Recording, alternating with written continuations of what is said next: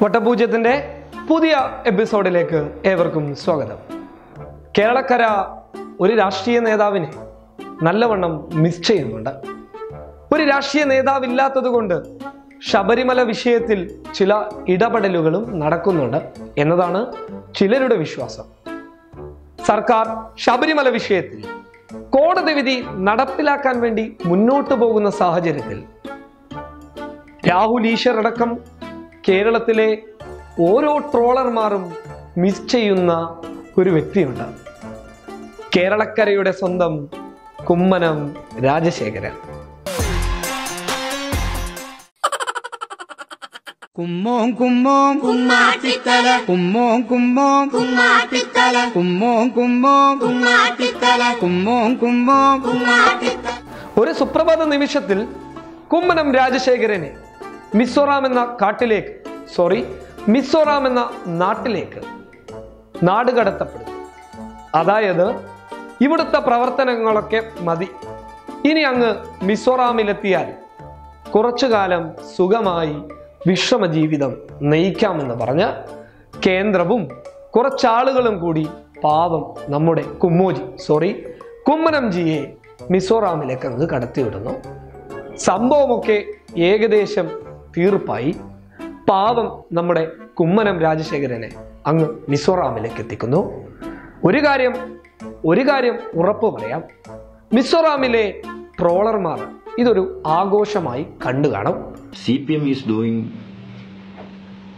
this killing tactics. ദമു എന്ത് പറ്റിയടാ? ചായ നെറുകന്തലേ കയറി ബ്ലോക്ക് ആയതാ. CPM is doing this killing tactics. The tingle stars like glowing gems. Yappo. But the gems are floating like gems and sperms.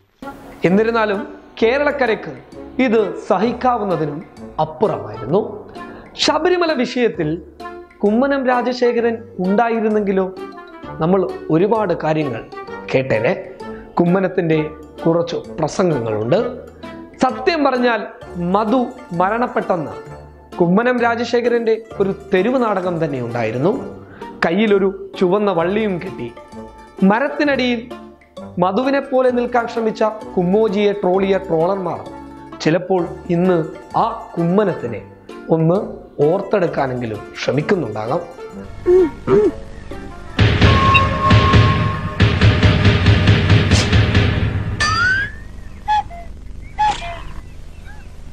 നീ എന്താ ഈ കത്തിവേഷത്തില്? Fancy dress competition വല്ലതും ഉണ്ടോ? നന്നായിട്ട് ചേരുന്നുണ്ട്. പക്ഷേ ഈ കുമ്മനം മിസോറാമിൽ ഇപ്പോൾ എന്ത് ചെയ്യുന്നു എന്നുള്ള ഒരു കാര്യവും നമ്മുടെ ട്രോളർമാർ അന്വേഷിക്കാതിരുന്നിട്ടില്ല. അത്രയ്ക്കും സ്നേഹമാണ് നമ്മുടെ കുമ്മോട്ടനോട്.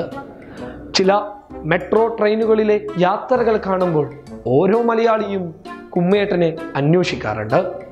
ചില പരിപാടികളിൽ ആരെങ്കിലും ഒരാൾ വിളിക്കാത്ത അതിഥിയായി എത്തിക്കഴിഞ്ഞാൽ കേരളത്തിലെ ഓരോ മനുഷ്യരും നമ്മുടെ സ്വന്തം കുമ്മനംജിയെ ഓർക്കാറുണ്ട്.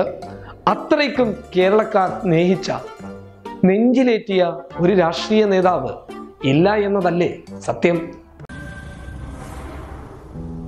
എന്നാലും ഇവൻ ഇങ്ങനൊരു കടുങ്കൈ ചെയ്യുന്ന ഞാൻ വിചാരിച്ചില്ല. നിനക്കിതെങ്ങനെ സഹിക്കാൻ കഴിയും ജോസേ?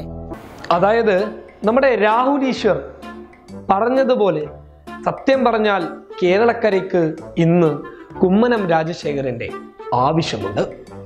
അത് മറ്റൊന്നിനുമല്ല. ശബരിമലയിൽ ആക്രമണങ്ങൾ ഉണ്ടാക്കുന്ന ചിലരെ നിയന്ത്രിക്കാൻ കുമ്മനം രാജശേഖരൻ ഈ പറയുന്ന സ്ഥലങ്ങളിലൊക്കെ എത്തിപ്പെടേണ്ടത് ചിലരുടെ ആവശ്യം തന്നെയാണ്. എന്നാൽ അത് നടപ്പിൽ വരുത്താൻ ആരും മുന്നോട്ടും വന്നില്ല. പാവം കുമ്മനം രാജശേഖരനാവട്ടെ മിസോറാമിന് ഭാഷയറിയാതെ എന്തൊക്കെയോ ട്വിറ്ററിൽ കുറിച്ചിടുന്നത് മാത്രമാണ് ഇപ്പോൾ മലയാളികൾക്ക് ലഭിക്കുന്ന ഏക ആശ്വാസം. ട്രോളർമാരും സോഷ്യൽ മീഡിയയിലെ ബുദ്ധിജീവികളും സോഷ്യൽ മീഡിയയിലെ യുവത്വങ്ങളുമൊക്കെ കുമ്മനം രാജശേഖരന്റെ ഒരു മാസവരവിനായി കാത്തിരിക്കുകയാണ്. എവിടെയാണ് അങ്ങ് എന്ന ചോദ്യമുന്നയിക്കുന്ന പല ട്രോളർമാരും ഇന്ന് സോഷ്യൽ മീഡിയയിലുണ്ട്. പക്ഷേ കുമ്മനം രാജശേഖരൻ ഇനി ശബരിമല വിഷയത്തിൽ കേരളത്തിലേക്ക് വന്ന് ഒരു വലിയ സമരത്തിന് നേതൃത്വം നൽകിയാൽ പാവം ട്രോളർമാർക്ക് വയറ് നിറച്ച് ഭക്ഷണം കിട്ടിയ ഒരു സന്തോഷമുണ്ടാകാം.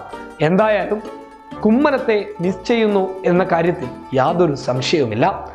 കുമ്മനം രാജശേഖരനെ കേരളത്തിലേക്ക് കൊണ്ടുവരാൻ BJPയും കേന്ദ്ര നേതൃത്വവും തയ്യാറായിരുന്നുവെങ്കിൽ ടെൻഷൻ അടിച്ചിരിക്കുന്ന മലയാളികൾക്ക് ഒരു ആശ്വാസമായേനെ. എന്തായാലും വട്ടം പൂജ്യത്തിന്റെ എപ്പിസോഡ് ഇവിടെ നിർത്തുന്നു. നന്ദി, നമസ്കാരം.